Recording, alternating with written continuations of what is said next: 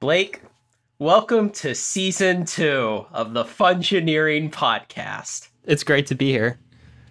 Great. Do you know why it's season 2? No, I don't. Our listeners won't be able to tell unless they're really paying attention, which I hope they don't spend that much effort on this podcast for. But we took quite a long break from recording. So we recorded the Shuttle Challenger episode back in January. In fact, on January 30th, because it was the anniversary of the Challenger accident, just by chance. And then we recorded another episode the next week, which was just some kind of screwball fill-in current events thing.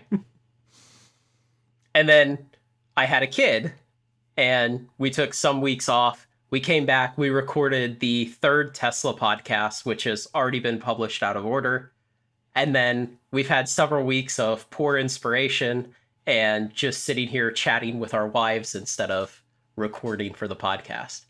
So it's actually been like almost 3 months since we've really recorded in earnest. Yeah, it sounds right. So I feel like if we were going to insert an absolutely meaningless delineation between meaningless seasons, it would be right here. This would be the spot to do it. Sounds good. I was hoping you could run with that. I mean, you pretty well summarized it, right? There wasn't a lot of joke in that. Yeah. Okay, but today, Blake wants to talk about something. Yeah, it's not as exciting as Tesla's financial numbers. Because sometimes they're big numbers, sometimes they're small numbers. You know, there's a lot going on there. But it's the YouTube shooting that happened in San Bruno. So here's where I reveal where I work, which I hadn't really done previously, but I work at YouTube in San Bruno. And I was there for the shooting. I was actually on the patio, which was the same place that the shooter started firing. And whenever some kind of event happens like this, I always think I would really love to hear a firsthand, unfiltered account of this from somebody who understands what they're talking about and isn't filtered through the media and like pull quotes and stuff like that. And so I thought I was lucky enough, in air quotes, to be present for the shooting. I would be able to give such an account.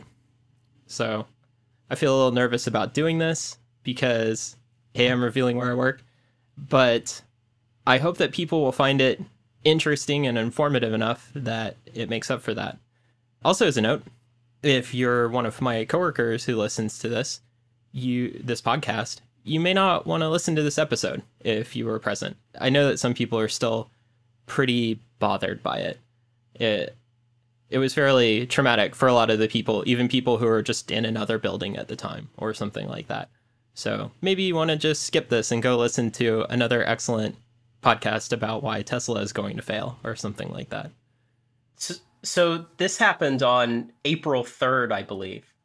And today we're recording this on April 22nd. So I feel like this is a pretty good length of time. I feel like this is an appropriate length of time where you will have had the opportunity to gather your thoughts and really reflect on things, but not lose so much memory of what really happened.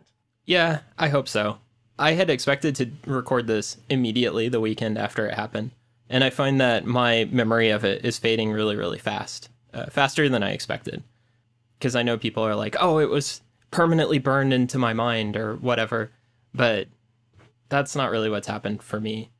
I made a whole bunch of notes about what happened that day because I knew that I would probably have trouble remembering stuff. So it'll be interesting to see how well I do remember this as I go through it. So some other notes. I'm going to try to avoid talking about any kind of security details or any details about any people involved who weren't me. I'll just try and say, oh, this coworker or that coworker, whatever. When I put this up on YouTube, I'm going to set it to moderate comments, and I'm going to delete the shit out of comments that I don't like. So keep that to yourself. And also, I'm pretty pro-gun person. This hasn't really changed my stance on guns any. So if you're hoping for some kind of cry for more gun control or something like that, you're not really going to find it here. So, did you want to ask anything to start with, Craig?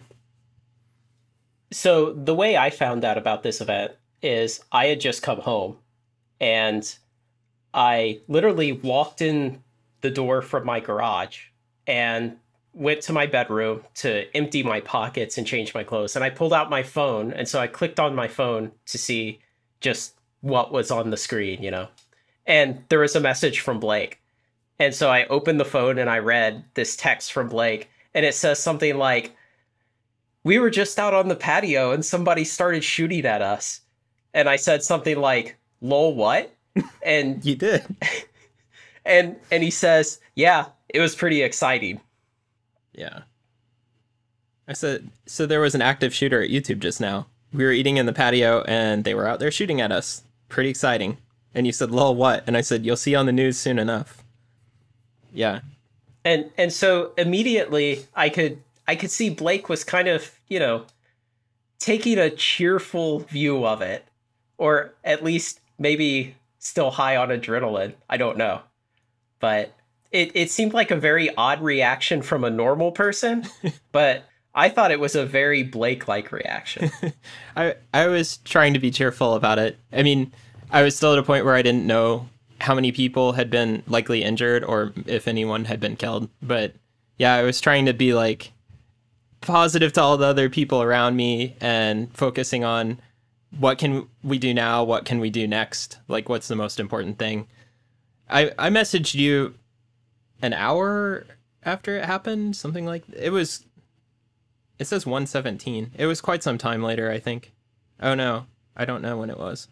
It happened at 12:46. Yeah, I messaged you at 1:17. So okay, it was about 30 minutes later. A half hour later. Yeah. Okay, so what's this patio, first of all? Can you describe what that is and set the scene? Sure. So outside of 901 Cherry, which is like the main YouTube building, there's a patio that connects to it, that connects to the kitchen and eating area. And it's just full of a bunch of seating and like a basketball half court.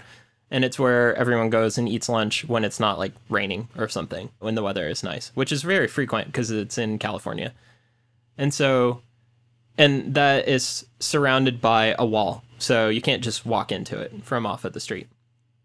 And there's also a parking garage that's sort of at the far end of the patio away from the building. And in that same fenced in / walled off area, there's also what some people would call the forest, which is some walking trails and some trees and stuff. It's just sort of land that was hilly enough that they couldn't really build buildings on it, but it's part of the property. And people will go out there and walk around.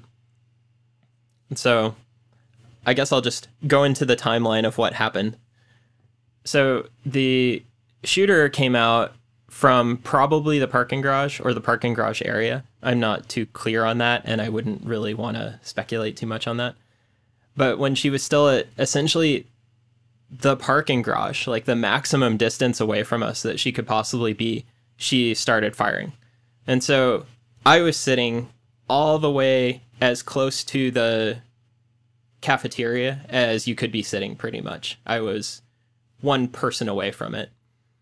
So what would you say is the closest distance from where they were when they started shooting to the closest person, potentially? To the closest person, I think it was something like 20 feet. She was still very far away, which seems sort of puzzling. And she was probably like 40 feet away from me, something like that. And so I heard, pop, like a pistol shot. And I thought like, oh, that really sounds like a gunshot, but it's probably like a car backfiring or some kind of weird loud noise. Except cars don't backfire anymore, but we're still like, it's a car backfiring. Yeah. Hey, I've heard cars backfire. Sometimes people have... Was it at a car museum? No. Sometimes people have modified cars that will backfire, like when they shift or something like that. And some people, even at YouTube, have really loud motorcycles or really loud cars. And it's really annoying that they do that. But the other thing is, we have events out there, like sometimes bands will play or people will be setting up stuff. Like, they'll just like build this random stuff in the middle of the day, and they don't tell us, like, oh, we're building a walkway here or something like that, and then they'll like drop supplies. And so sometimes you just hear like this incredibly loud pop, and then it was like, oh, because they dropped 5 sheets of plywood on the ground or something like that. Like, you have no idea what it's going to be. So there was that first pop, and I was just like, that sounds like a gunshot, but, you know, maybe it's something else. And apparently, according to other people, I kept talking. Or somebody else was talking. One of us was talking, and we kept talking over the first gunshot, which is, I love to talk, and the other person who was maybe doing it loves to talk. So I would totally believe that we had this commitment to keep talking through the gunshots. I don't remember it. And then I heard the second shot, and like immediately got up and started running towards the door. And that was when basically everyone else like looked at each other or whatever and started running. And according to almost all of my coworkers who were sitting there with me, I was sitting with 5-7 people, something like that. Almost all of them saw her. I'm the only person, I think, that I've talked to so far who didn't even see her. I was just like, I know those sound like gunshots. And so I just started going. So can you describe the proximity of this door you're going towards to where you were sitting? I think it was between 5 and 10 feet away from me. Okay. That sounds about right. So it was behind you? It was to my left side. Okay. I was facing forward towards the street, and the door was to the left, and the shooter was to my right. Okay. And behind me, which is why I didn't see her. Like, when I turned to look toward the source of the sound, one of my coworkers later stood where she was standing at the time that we all got up and ran in. And I realized that I looked to the right, but not far enough. And so that's why I missed her. She was just like outside of my field of view. But I didn't need to see her to go. I was like, it's time. And so we all got up pretty much at the same time and started running for the door.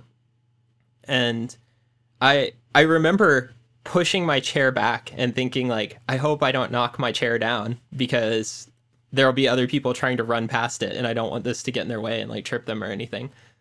So then I ran towards the door, and I was there with one other coworker who was right in front of the door, and there were other people around it, but I don't really remember them. And those doors have badges for security. And so I was crouched down, and then I had to take my badge and like boop it against the badge reader. And so I was sitting there going whap, whap, whap on the badge reader. And I was sort of thinking, like, I have never been more inconvenienced having to badge into a door in my entire life. And inside a closed-in courtyard that should be secure. Yeah. And so I was whapping my badge on that, and then I realized I probably couldn't hear the door go beep, like chunk, and unlock because of the gunshots. So then I tried pulling on the door, and it came open. So I guess a question I'd like to ask here is, in your memory, what is the ambient sound besides the gunshot? Are there people like yelling, or are there people screaming, or are there people just like a lot of like people running and there's footsteps? Or do you have any recollection you would trust of the ambient sound? I'm curious of that. I don't remember anyone saying anything. I don't think anyone screamed at all. Everyone acted, like, for lack of a better term, very professionally. Everyone just ran to the door as fast as they could, didn't make any extra noise or anything, and everyone was just trying to get inside or out of the line of fire as fast as they could. So what I would be curious to hear back from you later is after some of your coworkers listen to this and see what their recollection of that is. Yeah, I would be interested to know. I know some of my coworkers ran into the building and said stuff. Like, they said, gun, or something like that.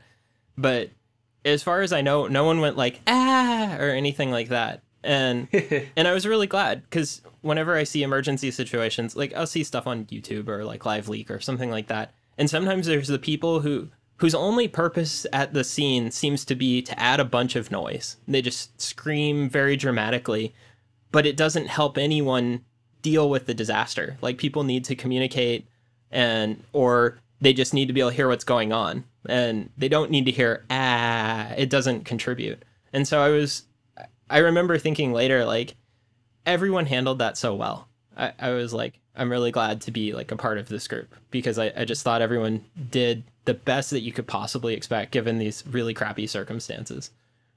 So anyway, I was trying to badge open the door, and when I pulled on it, it came open, and one of my coworkers was right in front of it. And so I pulled on the door really hard and kind of shoved him out of the way, and he squirmed into the door like an eel, and he was really fast. Then I came in after him, and I managed to run around him somehow. Later, we realized it was because of our shoes. I'll go into that in a little bit.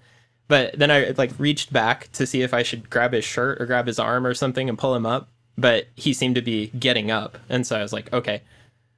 And so then I ran through the kitchen area, like the scullery where you put your dishes. And I was thinking like, man, this floor is really slippery. And because I've never tried to run through it at top speed before.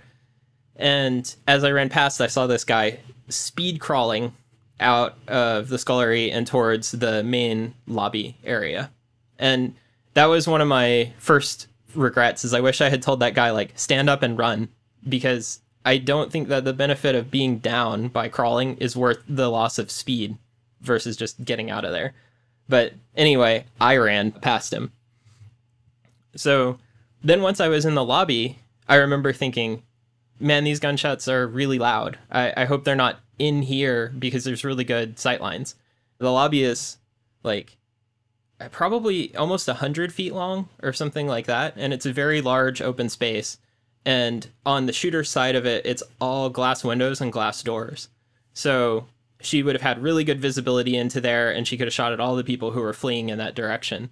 And I remember just thinking like, man, it's loud. So then I ran all the way out of the lobby, and I was running like side to side a little bit in case she was shooting at me, so I could be avoiding the gunshots. And then I was like confronted with the two stairs that we have. We have like left stairs and right stairs, and they're identical. But I was like, I guess I'll run down the right stairs so that I can run down the street and get more distance faster. It ultimately didn't really matter. So I ran down the right stairs. As I was going down them, I noticed someone's shoe was on the stairs, it was kind of surprising because there couldn't have been that many people in the lobby who were in front of me. We were all immediately responding to this and running out. But that person left their shoe, and I guess they were like, it's not worth trying to get it. I'll just run with a sock. So they must have kept running too. So I ran all the way down the street. I was taking the stairs two at a time. I took the stairs two at a time, got down to the street, then I just ran across the street. And I remember thinking like, the traffic will just stop for me. It'll probably be fine. And there were plenty of other people running in front of me, so I'm sure all the cars were just like, this is weird. Are they having a fun run? Like, I don't know. But they definitely stopped. And so I ran across Cherry and around 900, which is another YouTube building. And once I got around the corner of that, I thought, okay, I'm definitely safe now. Because unless the shooter was just running at a dead run, exactly following me, there's no way that they had a way to shoot at me anymore. Like, they couldn't aim at me, they couldn't see me. A rifle wouldn't have gone through a bunch of building materials and hit me. And so basically once I got there, I stopped running at full speed, jogged a little more, and then I stopped and I messaged my wife and I said, I'm okay. And then I emailed my parents, her parents, and I said, shooting at YouTube, I'm okay. Then I saw one of my coworkers and I was like, hey, coworker. And so then we both walked together. He was one of the coworkers who was sitting with me at lunch, but I was just like, it's good to know that he's here. It's good to like meet up and talk about it. And then I messaged my team and like the broader team, and I said, I'm okay. This coworker's okay. And I sent that out. I can't remember what it was. It was something like 45 seconds or a minute after the event. And so later I was sort of personally proud of that. I was like, I got it first. Yeah. I literally first post. But I was like, I had it together enough. I was thinking, what's important now? What is everyone going to care about? And I was like, it's going to be everyone trying to figure out if everyone else is okay and if everyone else is accounted for. And so I was saying that. Yeah, essentially it's robust first response, like Schneier says. That's the most important thing then. Yeah. So I was just like, I'm okay. He's okay. And then it was sort of like, okay, now what should we do? And so we went to 1250 Bay Hill, which is this nearby building. I don't know generic offices or something. And I was just standing there looking back at 901 for a while and seeing people like run out or walk out or whatever. And then I sort of realized, like, why am I standing here looking at this? And then I got down behind the concrete part of the stairs. I was like, this is stupid of me. And then I started asking him, like, what did you see? And he's like, I remember, like, yellow hair, like, curly. And he's like a girl, but I don't know. Maybe it was a guy. I'm not sure. And I was like, did you see the gun? He's like, it was some kind of handgun. I don't know what kinds they are. And I was like, no, it's fine. And then I was just like, good. It was a handgun. Because I had been thinking, like, if this was a rifle, that would have been a lot worse. I sort of thought, if someone brings a gun to the YouTube office and shoots at people, if it's a rifle, they're just trying to kill as many people as they can. And if it's a pistol, it's much more likely to be like ex-boyfriend or some ex-coworker or something like that who's trying to attack their manager or something like that. So I was like, okay, that's good. And then in my recollection, it took something like 5 minutes before the first police car went past us. I remember thinking, like, gosh, where are all the cops? This is taking a really long time. And once the first car went past, then I just heard sirens everywhere in the background, and the stream of cops came rushing up Bay Hill, going as fast as they can, but still stopping at the stop sign, which I thought was kind of amusing. They would be flooring it in their car going like 50, and then they'd slow down for the stop sign, then they would floor it again. And I was sort of like, I think the other cars will just, it'll be fine. But anyway, and then at that point, I was sort of like, well, now my goal is to get outside of the police perimeter. Because as Craig and I have mentioned on previous podcasts, I was at NASA for the NASA shooting. So just lucky, I guess. And I remember thinking, if that police perimeter had been like 1 block farther, I wouldn't have been able to get home for many, many hours because it would have been around my car. And so I just remember thinking, once you're safe, then the next danger is just getting inconvenienced by the cops. And so I was like, okay, I got to go. And I had my wife come pick me up. And then we just went home. And I remember thinking also, like, I'm sure work is canceled today. I'm not getting back to my desk. Like, nothing is going to happen. Like, regardless of how major or minor the event was, even if one person showed up, shot one time at one person, didn't kill them, and then, like, left, that's probably it. And I remember it being, like, 10 to 20 shots. So I was like, whatever this is, that's the end. So that was basically the end of the event for me. So some of the stuff that was missing is, like, I didn't see her shoot. I got out of there really fast, so I didn't learn much more than that. So if anybody was hoping for a description of, like, what the shooter looked like or something like that, I'm pretty much going to have to piece it together in the same way that you would. I feel like, in retrospect, from talking to other people, to some extent, I was kind of lucky, because if you're out where the shooter is and you don't happen to get shot, you have the most information in the situation. And so I think some of that might contribute to why I felt relatively calm about it, because I knew exactly where she was. And then I ran directly away from her as much as I could. And then once I was away enough, I knew it.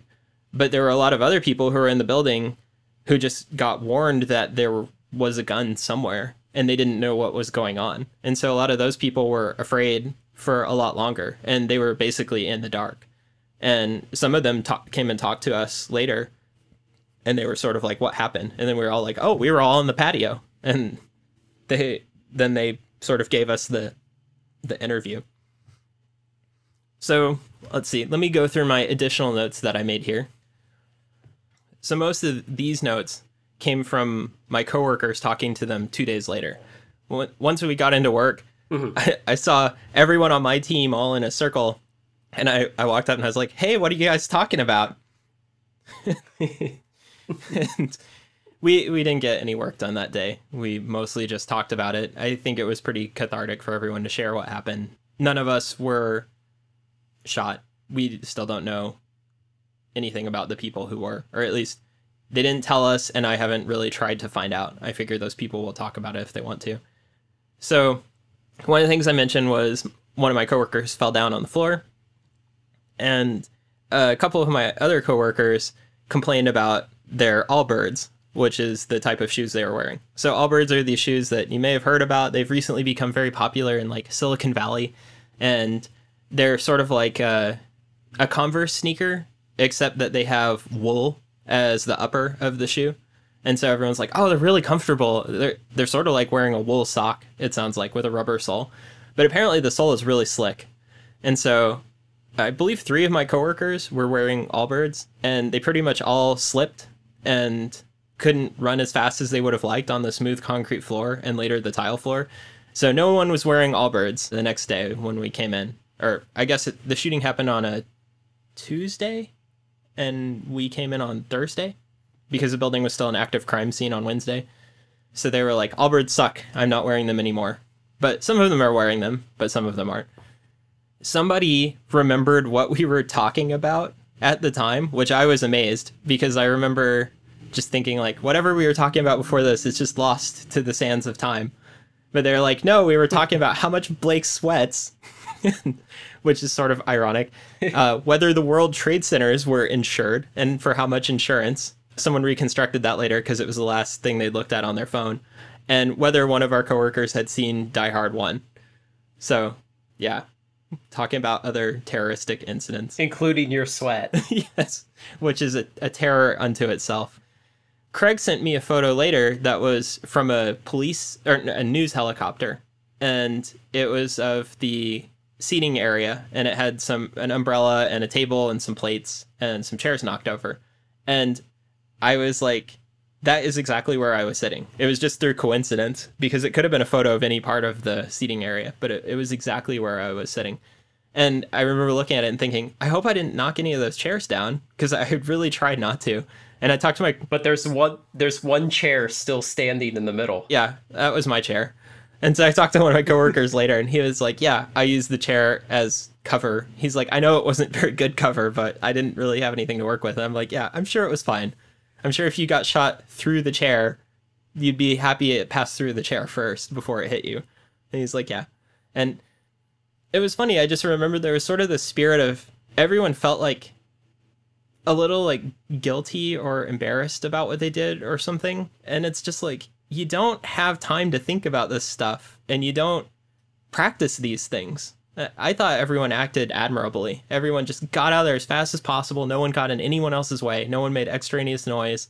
I thought everyone did just great. And I kept telling everyone that because, I mean, it wasn't like I taught everyone what to do or anything, but I felt sort of proud. Like, you know, we're all good at dealing with this random crisis. We went and ate lunch out there later on that day. So we were all like, hey, let's get back on the horse. Let's go sit out there. And there was tons of extra security around, so it wasn't really that worrying. And as we were all sitting out there, we realized that there was this alternative way that we should have run that didn't require us to badge into a door, and it just goes around the building. And we could have just all gone that way. It's just that it doesn't lead back to our desks or anything. I think it's like a fire escape or something. And it just didn't occur to any of us. And so we should have run that way. And I said I would have felt really embarrassed if I got killed and I could have just run over there and I got killed badging in this stupid door. One of my coworkers showed up on the media. He said there was a shooter and that he was hiding in the forest area that I mentioned before. He told us later, I thought he had tweeted about that. And so I was like, why did you go into the forest and whip out your phone and start tweeting about this? And he's like, that wasn't a tweet. It was a private Snapchat. I was trying to like warn other people.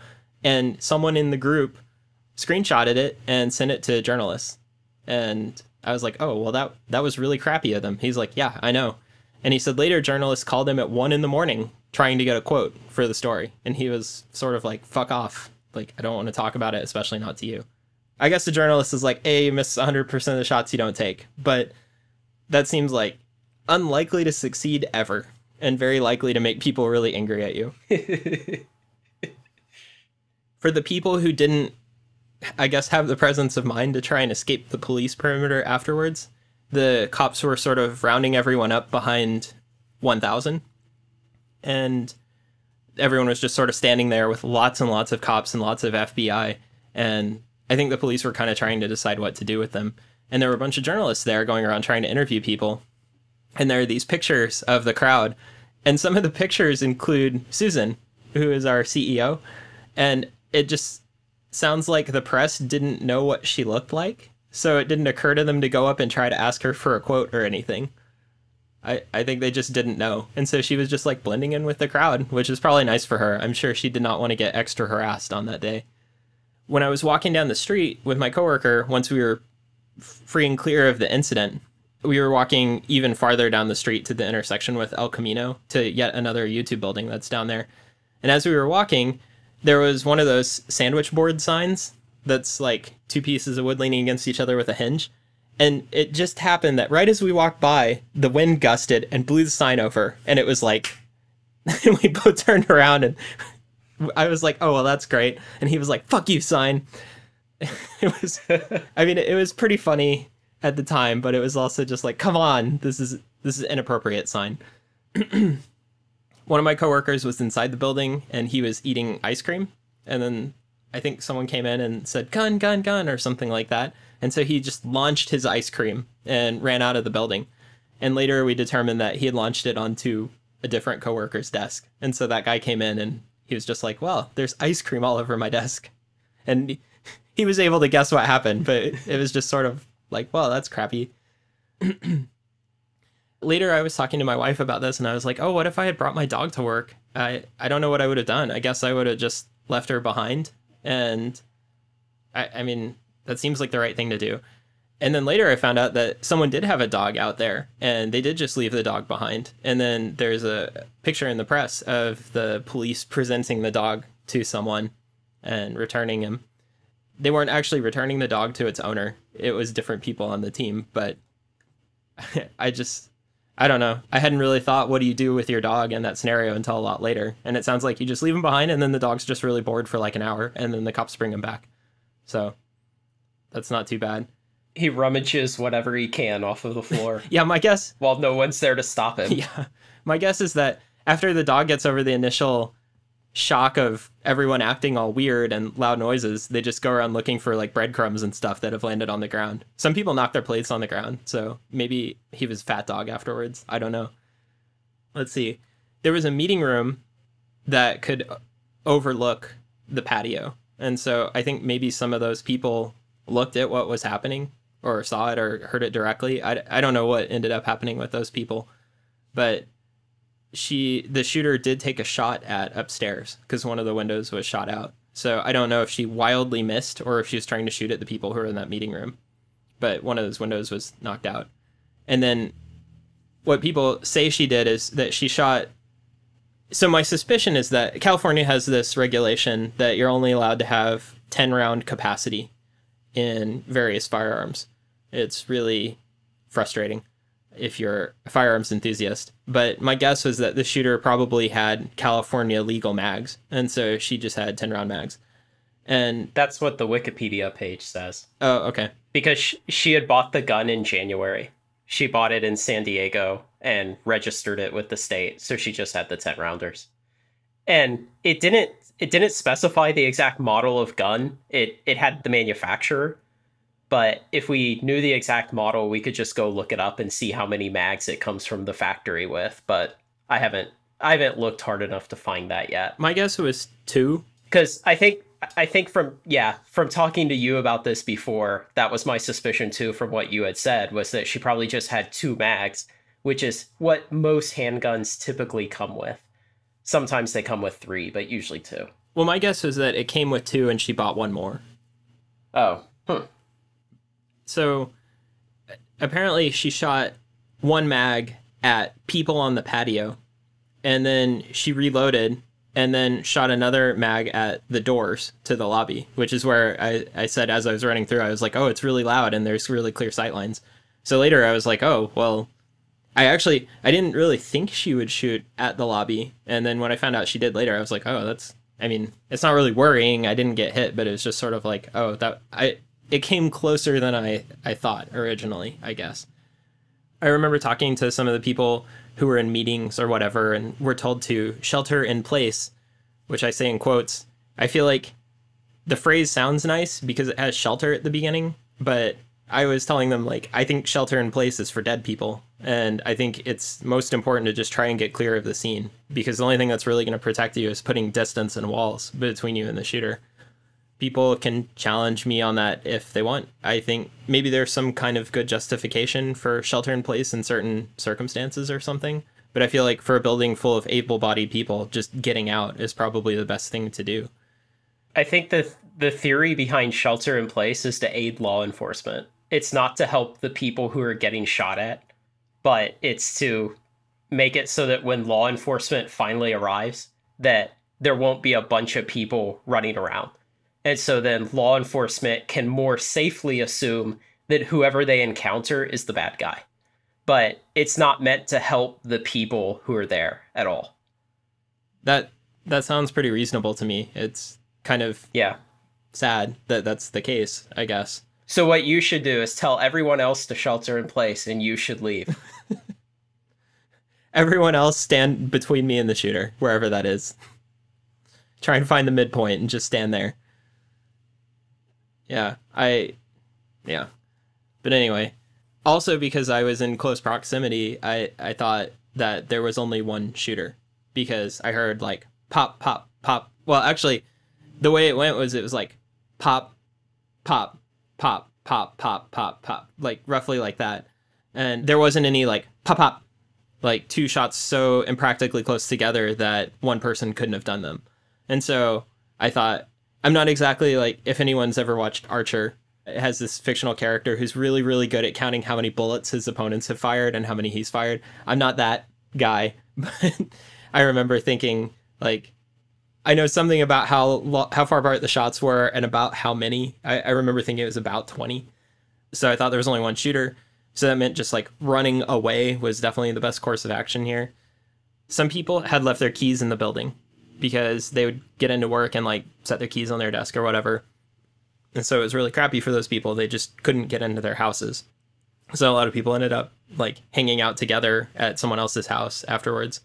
And let's see, I already talked about how important it is to avoid the police perimeter afterwards. I'm sure the cops would tell you differently. They were apparently interviewing a lot of people, trying to find people who were present, but don't talk to the cops. I talked to another coworker afterwards. I told him I was on the patio. He was really excited to get my account. He's like, I haven't found anybody who was on the patio. And he told me what had happened to him. He was in his office with his headphones on, and he was far enough down the building that he didn't hear anything, which seems sort of weird to me. Gunshots are pretty loud, but, you know, if they're somewhere else and it's just a pistol, I guess. So he didn't hear anything. Someone who had run into the building afterwards pulled the fire alarm, which I don't know if that was a good idea or not, but hey, they tried. So he responded to the fire alarm, and he acted like it was just a fire drill. We've had fire drills periodically.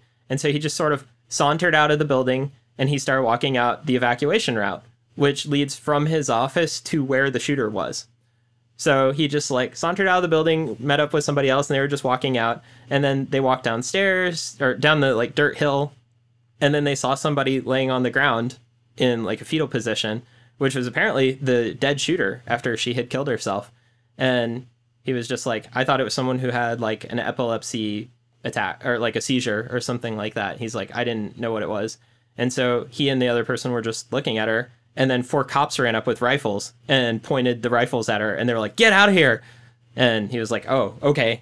And that was the first that he found out that some weird incident was going on, not just a fire alarm.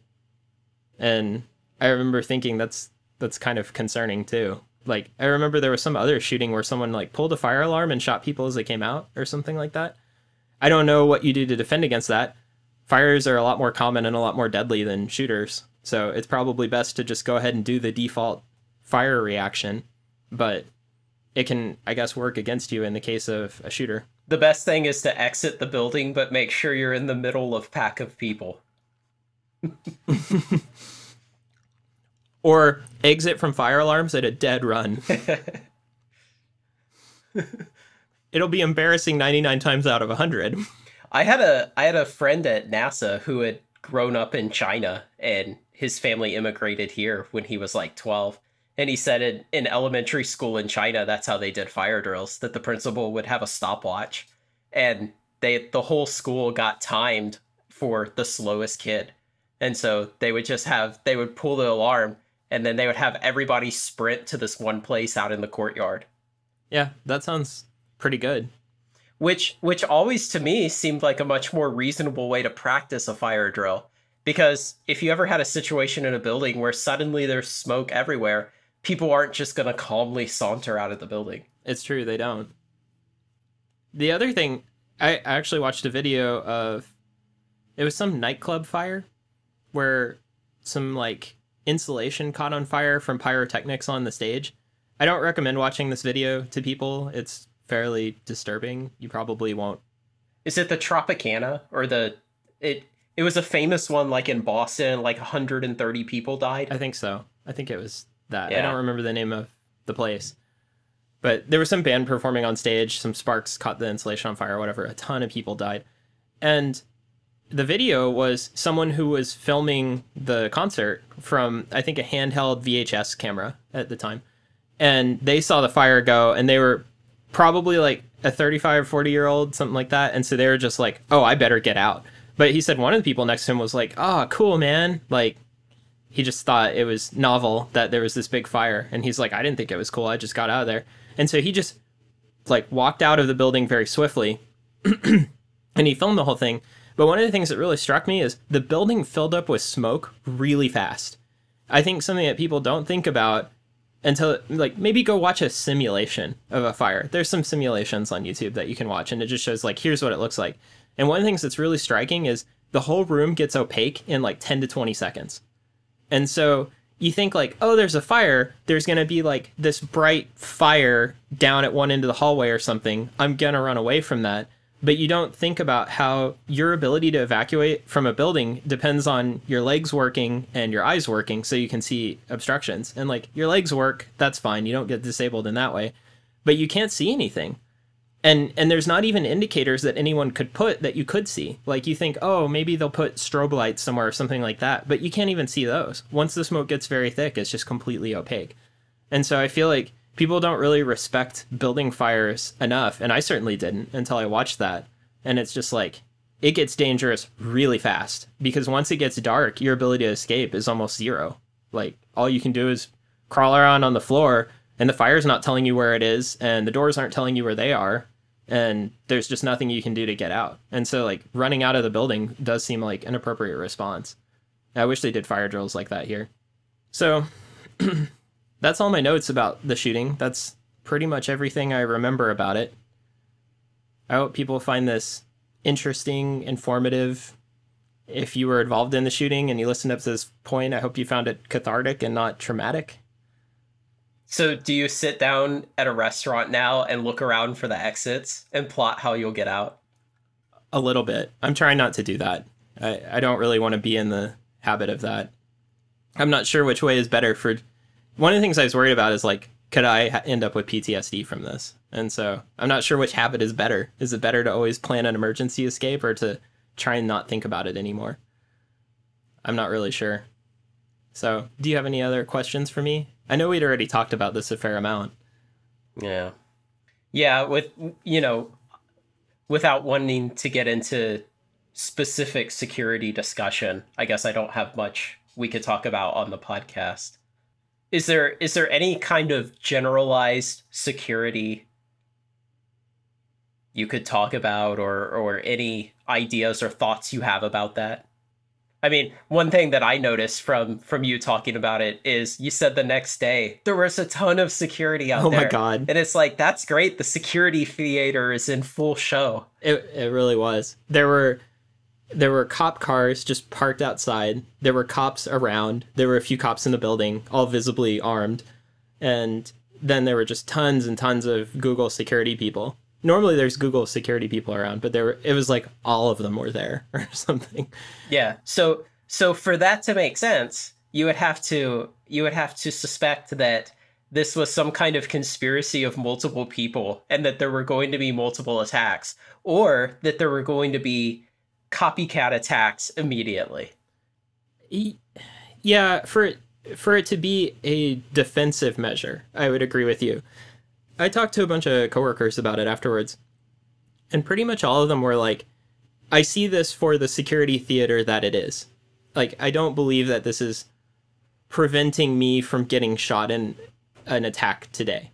But they were all like, it makes me feel a lot better to see this. Mm-hmm. And pretty much everyone uniformly was like, I know it's just perceptual, but I'm perceiving it. Mm-hmm. And so I think that it was probably the right reaction on the part of Susan, like Sundar, Larry, whichever one of our 3 CEOs called for that. And I think the objective way of saying what the benefit is saying, I want everyone to come back to work eventually. And when they come back to work, I want them to feel better and safer on those first few days that they're back so that they can get used to working here again. Because like if you're not going to quit YouTube or transfer offices, you're just going to keep coming back to the same building where there was once a shooting and you were once scared there. And so having a million guards around and thinking like, okay, it's super unlikely, it helps you not have to think about it as much. And so I think that it's a weird instance where I would encourage security theater from a decision maker who has the option to do so. Mm-hmm. I think they probably got a very good return on their investment. Like they spent a little bit on more security and everyone felt a lot better. Mm-hmm. And so I think it probably was a good idea. And there are a lot more security guards. I assume it's just going to stay that way. But in terms of general security discussion, probably a lot of our listeners have worked in an office building or work in one now. And if you think, what would prevent someone with a gun from coming into my building, or even like more difficult to stop, what would prevent them from just shooting at people who are outside the building? There's not really very practical defense against this kind of thing. Like it's very easy to carry a gun wherever, especially if it's as concealable as a pistol, but it's also easy to just walk up to some group of people with a rifle. Usually there's no one who's prepared to stop you. And I don't think there's really a practical defense against that type of attack.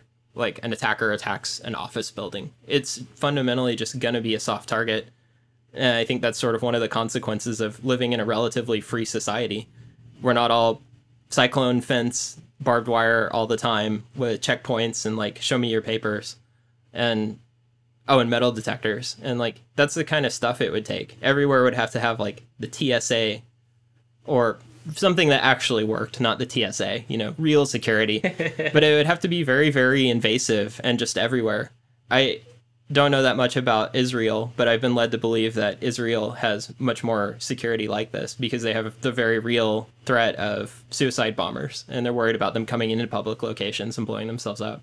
And so they have a lot more effective security, and it's pretty invasive from what I understand. And so I think that there's not a whole lot that can be done, but there's not a lot that needs to be done. These events are really rare. Not very many people get killed or injured in them. And the loss of freedom that it would take to protect against them, in my opinion, wouldn't really be worth it. But some people disagree, and they all live in California. And they all vote more than you do. They do vote very hard, yeah. I do like something you said when you and I talked about this last week that you didn't mention here, but it was something along the lines of, Craig's the guy who carries a gun everywhere he goes for 9 years, and then Blake's the one who gets shot at one day. I remember thinking Craig must be so jealous right now. Although, someone asked me about that too. They were like, say you were carrying a concealed firearm, could you have done anything about this? And I was like, no. There was no way. I was surrounded by glass and no cover, and the whole incident was over in maybe 20 seconds, 30 seconds, something like that. There was nothing I could do. And at the beginning, since I hadn't been to the range in long enough and forgotten my ear protection, I wasn't clear on whether it was a pistol or a rifle. And if the shooter had had a rifle, I wouldn't have wanted to fight with them anyways, because it's probably not a fight I could win. Mm-hmm. So yeah, I was there, and I would say there's nothing I could have done. However, if I had been carrying concealed, if I was allowed to, then I would have run out of there with my gun, and it wouldn't have impeded me at all. So I don't think it would have made anyone less safe, but it wouldn't have really made me more safe in that specific circumstance. Yeah, in a specific incident where somebody shoots for about 20 seconds and then kills themselves. Yeah. Is there anything else you'd like to say for your kids listening to this 20 years from now, for them to know? No. I don't think there's really any lesson to be learned here. It's just sort of a singular incident. It's kind of weird. Yeah. Hopefully.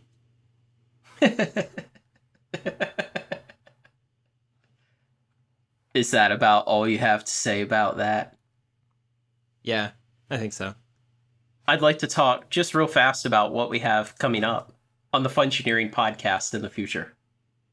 We finally started to get some listeners and some subscribers, and some minority of those groups actually exchange with us and talk back and forth through our subreddit and sometimes YouTube comments, but we don't really take YouTube comments seriously. Yeah.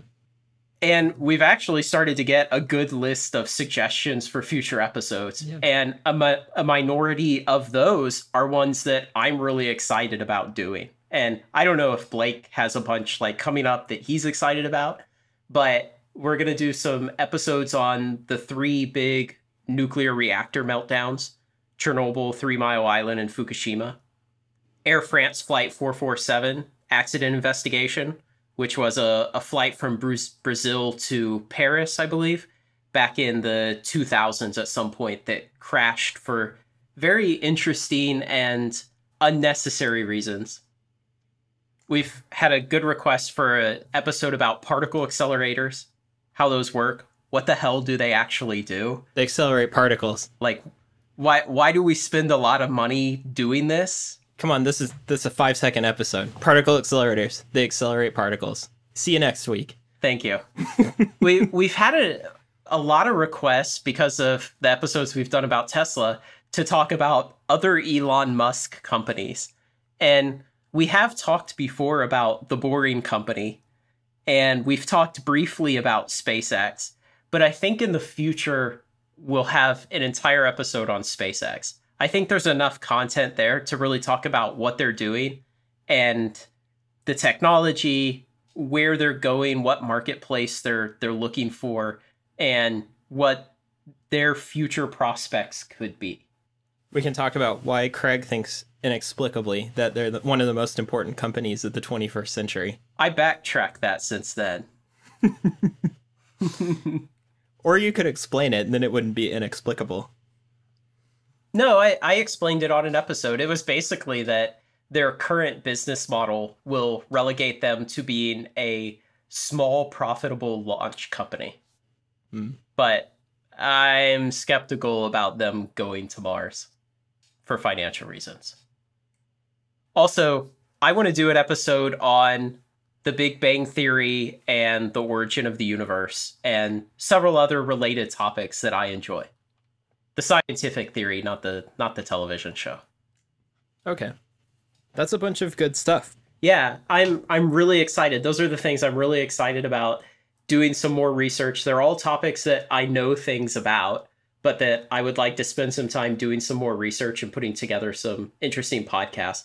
Also, we need to record the Space Shuttle Columbia accident investigation at some point. Yeah. And June of 2016, there was a crash of a Bell 525 flight test helicopter. I'd like to do an episode on the accident investigation of that, because it was a very, very interesting set of circumstances that led to the crash. This is so much stuff. Yeah, but I'm really excited about it. I love, as I guess morbid as it is, I love crash investigation, accident investigation. I feel like accident investigation is this very, very, I feel like it is the high art of engineering, because you have to get into a whole lot of different topics, a whole lot of expertise on different subjects, and you get down to the fundamentals of what can you know and what can you not know. And it's essential that you understand that in accident investigation. And so I enjoy accident investigations a lot. What about software accidents? Yeah, bring it. You got a good one? Yeah, I did actually want to talk about the Ep20. I've never heard of that. It was a machine to give people metered radiation doses to treat cancer. Oh, lordy. Killed a bunch of people.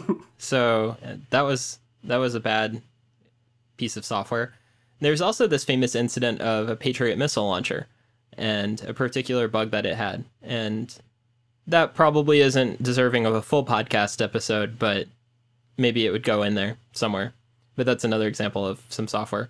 Most other software bugs haven't really, as far as I know, resulted in a lot of injury or loss of life. But we've lost some space probes. Do you know anything about uncommanded accelerations in vehicles? No. Okay. I think Toyota, and hopefully we don't get sued for mentioning the wrong company, but I think it was Toyota that was subject of some investigations several years ago about uncommanded accelerations. And there was a lot of dispute over whether or not people were just kicking the floor mat up and binding the pedal, or if the computer in the car was commanding an uncommanded acceleration.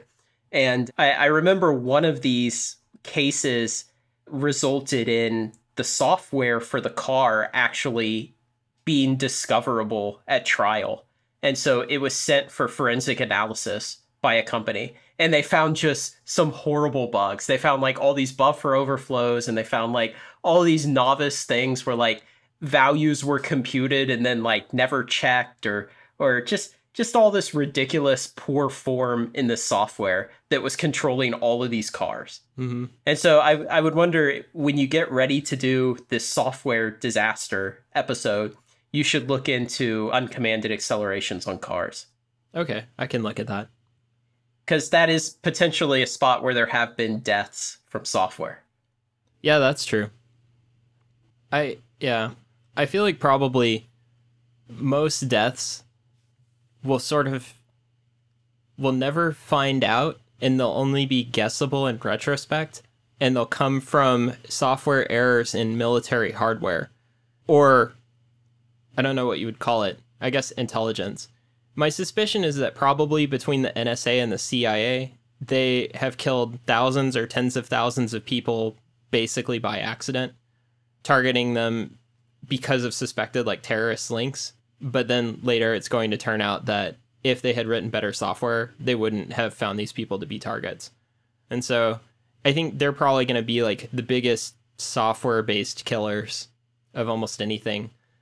There might be some other military systems, like things that help bombers find their target, or things that target cruise missiles or something like that. And those could do it too.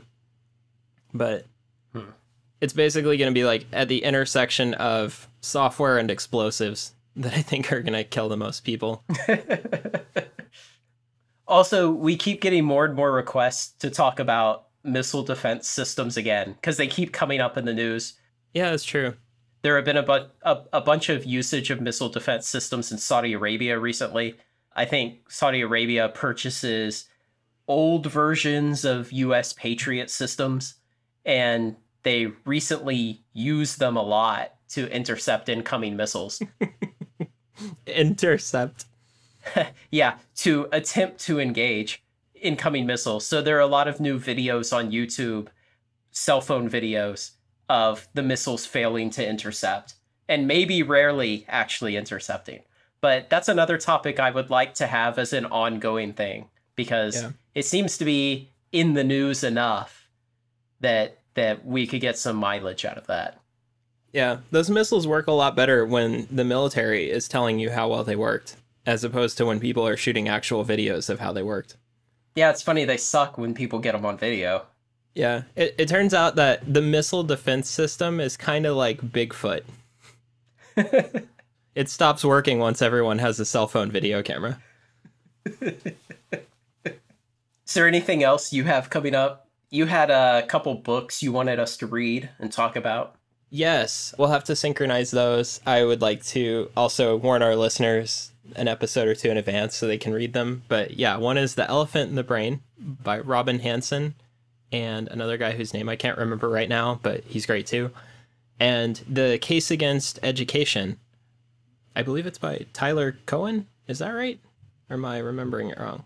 Or Brian Kaplan. Yeah, I think that's it. But anyway, The Elephant in the Brain and The Case Against Education. They're both great. And at some point Craig will read those books, I'll reread them, and then we'll talk about them on an episode. And The Elephant in the Brain might even be 2 episodes worth, because there is a lot of material in that book, and it is just fantastic. I recommend it. I can't recommend it highly enough to everyone. All right. So are you pumped for season 2? Season 2 is going to be bigger, better, louder, with even more conspiracy theory comments on YouTube. It's going to be great. So much more nudity. So much more nudity. It's going to blow your mind. I'm not wearing pants right now. Also, we hit 200 subscribers on YouTube, so woo! I saw that. 200 YouTube subscribers. And we actually had quite a few people come to our Fungineering subreddit to talk to us about Tesla. Yeah, it was great. Quite a few being maybe 10. That's quite a few. So that's where we would prefer to engage people. Yeah, come to Reddit, talk to us in the subreddit. That's the best place for it. If you want to suggest more topics that we're probably not going to get to for a long time, because, man, we've got this long list. Or if you want to push us towards one of these topics we've already listed, it's a good place to come.